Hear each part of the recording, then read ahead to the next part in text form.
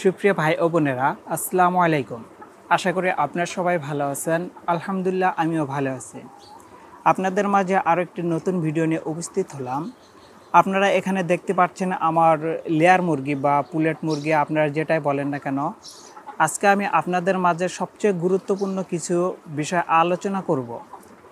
আমরা মূলত এই মুরগির ক্ষেত্রে যে ভুলগুলো করে থাকি, সে ভুলগুলো আজকে আমরা আপনার মাঝে শেয়ার করব।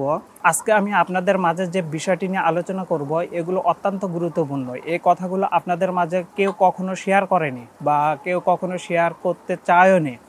আর এই বিষয়গুলো যদি আপনারা মেনে চলেন বা আপনারা করেন, তাহলে আল্লাহর রহমতে ভালো ফলাফল পাবেন। আপনারা ধরেন এখন ডিম, আপনাদের যাদের ডিম কমে যাচ্ছে, এই খাদ্যটা খাওয়ালে আপনাদের ডিম বৃদ্ধি পাবে। আপনারা ডিম বৃদ্ধির জন্য হয়তো জানেন যে ইসেল বা এগ ফর্মুলা এগুলো খাওয়ান, কিন্তু এর সাথেও কিন্তু আরও যে ওষুধগুলো খাওয়াতে হয় সেটাও আপনাদের বলে দিব। আর আপনারা সম্পূর্ণ ভিডিওটা দেখবেন, তাহলে ভালোভাবে বুঝতে পারবেন। আর এই যে আপনারা যে এই মুরগিগুলো ভ্যাকসিনের যে ভুলটা করি, সেটা হচ্ছে বার্ড ফ্লু ভ্যাকসিন আমরা কিন্তু 2 থেকে 3 বার করি।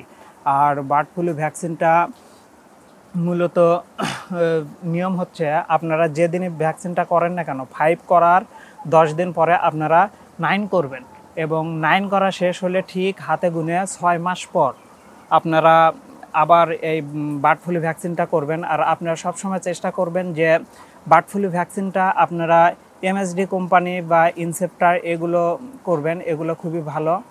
আর এগুলোর সাথে আপনারা যেটা করবেন, রানীক্ষেতের মিশ যেটা ভ্যাকসিন রয়েছে সেটা করবেন, তাহলে ভালো ফলাফল পাবেন। আর আপনারা অবশ্যই ভিডিওটা দেখতে থাকুন, অনেক কিছুই আপনারা জানতে পারবেন এবং মুরগি পালন সম্পর্কে বিভিন্ন তথ্যটা বুঝতে পারবেন। এই মুরগির ভ্যাকসিন নিয়ে যে ভুলগুলো করে থাকি, এতদিনে আমরা জেনে এসেছি যে আমাদের শিডিউলভাবে ভ্যাকসিন করা লাগে। বার্ড ফ্লু রোগের জন্য যে আমরা ভ্যাকসিনটা করে থাকি, আমরা এতদিন হলো জেনে এসেছি যে বার্ড ফ্লু ভ্যাকসিনটা তিনবার করা লাগে, অর্থাৎ মুরগি ডিম পাড়া পর্যন্ত অবস্থায় 3 বার করা লাগে। আমরা বেশিরভাগ ক্ষেত্রে ভুল করে থাকি যে এই ভ্যাকসিনটা আমরা প্রথমত করে থাকি মুরগির 4 দিন বা 5 দিন বা 7 দিন এই রকমের ভিতরে আমরা প্রথম ডোজটা করে থাকি, যে বার্ড ফ্লু 5 এই ভ্যাকসিনটা। এবং তার থেকে আবার ফের দেখা যায় যে আমরা 20 দিনের মাথায় বা 22 দিনে আমরা আবার করে নিই 5টা। করার পরে দেখা যায় যে তার আরও ধরেন মুরগির বয়স যখন আবার 40 দিন বা 45 দিনের ভিতর দেখা যায় যে বার্ড ফ্লু 9টা আবার করা লাগে। দেখা যায় যে 3 বার আমাদের এই বার্ড ফ্লু ভ্যাকসিনটা করা লাগে। আসলে আমি কিছুদিন আগে একটা সেমিনারে গিয়েছিলাম, সেখানে এমবিবিএস ভালো ডাক্তার, পশু ডাক্তারের সাথে তারা যে বিষয়টা আমাদের জানালো, সেটা হচ্ছে বার্ড ফ্লু ভ্যাকসিনটা মূলত 2 বার করা লাগে। আর এই বার্ড ফ্লু ভ্যাকসিনটা করার নিয়মটা হচ্ছে, আপনারা এই মুরগির ধরেন 4 দিন বা 7 দিনের ভিতর আমরা 5 করে নিব। 5 করে নেওয়ার পরে আমরা এখানে 10 দিন পর আমাদের আবার ফের 9 করতে হবে। তাহলে 9 করলে আমাদের পরবর্তীতে আর ভ্যাকসিন দেওয়া লাগবে না।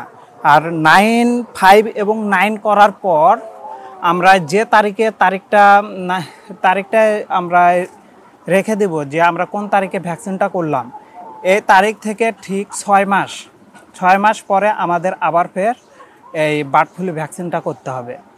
আপনাদের মাঝে যে আরেকটি বিষয় আলোচনা করব, সেটা হচ্ছে আপনাদের যাদের এই গরমে ডিম কমে যাচ্ছে এবং দেখা যায় যে আপনার ডিম আসে ধরেন 500, মুরগি আছে আপনার 600, ডিম আছে 500। এখন হচ্ছে আমি আজকে যে বিষয়টা আপনাদের বলবো, আপনারা এই ওষুধটা খাওয়ানোর সাথে দেখবেন যে আপনাদের আল্লাহর রহমতে মুরগি 550টা ডিম এরকম চলে আসবে, ডিম বৃদ্ধি পাবে। আর যে ওষুধটা বা যে মেডিসিনটা আমি আপনাদের বলে দেব, এটা অত্যন্ত একটা কার্যকারী ওষুধ। এই ওষুধটা খাওয়ালে আপনার মুরগির যে পায়খানাজনিত সমস্যা, অর্থাৎ চুনা পায়খানা যে হাগে, সেটা দূর হবে, মুরগির হজম শক্তি বৃদ্ধি পাবে। এছাড়াও মুরগির যে প্রোটিন সমস্যা থাকে, সেই প্রোটিনগুলো আপনারা ওই খাদ্যতেই পেয়ে যাবেন। আর যে খাদ্যটার কথা বলতেছি হয়তো এগুলো গুরুত্বপূর্ণ কথা বা এগুলো আপনাদের মাঝে হয়তো কেউ শেয়ার করে না বা কোনো ইউটিউবারে আপনাদের মাঝে শেয়ার করে না। তাই আমি আপনাদের নিজে বা আমি যা করি তাই আপনাদের বলবো। যেগুলো খাদ্য খাওয়ান লাগে সেটা হচ্ছে সলিস। হয়তো কিছু সংখ্যক মানুষ এই বিষয়টি জানতে পারেন আর অধিকাংশ মানুষ এটা জানেন না। একটা সলিসের বস্তায় সলিসের থাকে হচ্ছে 25 কেজি। 25 কেজি সলিস আপনারা দেখা যায় যে বাংলাদেশের যে কোনো জায়গা থেকে ডেলিভারি করে নিতে পারবেন। আর এক্ষেত্রে এক বস্তা 25 কেজি সলিসের দাম হচ্ছে 4000 টাকা পড়বে আপনাদের সারা বাংলাদেশের যে কোনো জায়গায়।